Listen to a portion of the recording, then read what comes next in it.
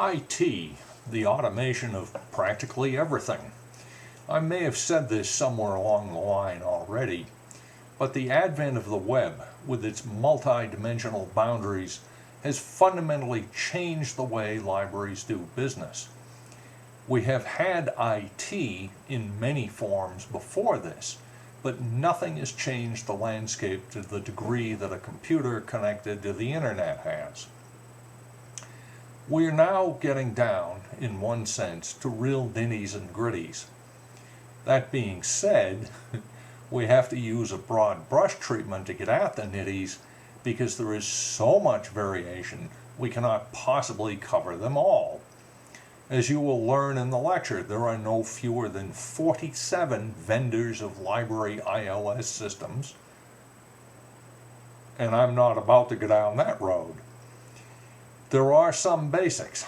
All ILS systems do essentially the same thing, and all of them use the MARC record, so we'll have to spend a bit of time there. As well as variation in hardware and software, there is enormous variation on who controls what. As you will see, libraries A and B have vastly different situations in dealing with IT issues. When the city IT people cannot seem to get the thumb drives to work, the library has a real problem. Acquiring and setting up the hardware and software is just part of the issue. There are policy issues that must be decided upon as well. Who gets access to what?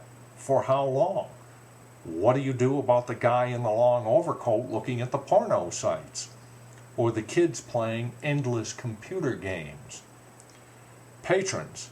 People using computers are a lot more visible or potentially intrusive for the rest of the folks in the library than is somebody buried in a book over in the corner. Decisions need to be made in advance and have the full backing of both administration, the board, and if possible the city attorney before the first uproar ensues. We'll get to some of these issues a bit downstream.